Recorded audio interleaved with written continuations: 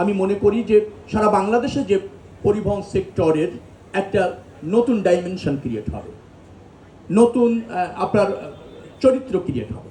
আপনারা এই সরকারের অগ্রযাত্রার সাথে থাকুন এবং যেখানে ভুল ত্রুটি আছে আমাদেরকে শুধরে দিন।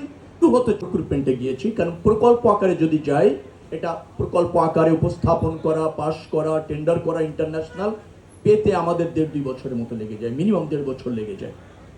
যার ফলে আমাদের যদি আমরা বলি গ্রিন ফুয়েল আর গ্রিন আপনার ট্রান্সপোর্ট সার্ভিস যদি আমরা প্রতিষ্ঠিত করতে চাই, ফসিল ফুয়েলের আধিক্য থেকে যদি আমরা বেরিয়ে আসতে চাই, পরিবেশ এবং ঢাকার মাল্টিমোডাল যোগাযোগ ব্যবস্থা আপনার প্রতিষ্ঠিত করবার ক্ষেত্রে ইবি বাস এখন খুবই জরুরি এবং এটা আমাদের অঙ্গীকারের অংশ। কারণ আমরা একটা মাল্টিমোডাল সিস্টেম ঢাকাতে প্রতিষ্ঠিত করতে যাচ্ছি। শুধু ঢাকাতে নয়, আমি মনে করি যে সারা বাংলাদেশে যে পরিবহন সেক্টরের একটা নতুন ডাইমেনশন ক্রিয়েট হবে, নতুন আপনার চরিত্র ক্রিয়েট হবে,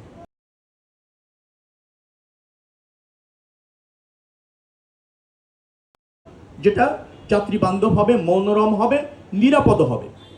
সেই জন্য ইভি বাস আসছে। তাই যে 200 ইভি বাস আমরা ডাইরেক্ট প্রক্রিমেন্টে দিয়েছি, তার মধ্যে 100ই নারীদের জন্য আমরা রাখছি বিভিন্ন রুটে।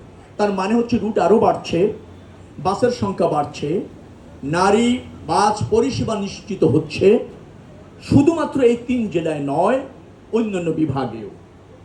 এটি জাতির জন্য আমি মনে করি যে একটা সুন্দর দিন এবং আপনার স্মরণীয় দিন, যে আমরা এটা চালু করতে সক্ষম হলাম।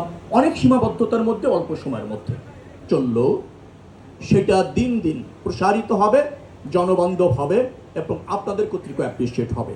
আজকে যারা এই উপস্থিত হয়েছেন এই অনুষ্ঠানে, সবাইকে কৃতজ্ঞতা। আপনারা এই সরকারের অগ্রযাত্রার সাথে থাকুন এবং যেখানে ভুল ত্রুটি আছে আমাদেরকে শুধরে দিন। আমরা নির্মোহভাবে এই রাষ্ট্রে তা প্রতিষ্ঠিত করবার জন্য শপথ নিয়েছি এবং জনগণের ভোট কর্তৃক নির্বাচিত হয়েছি।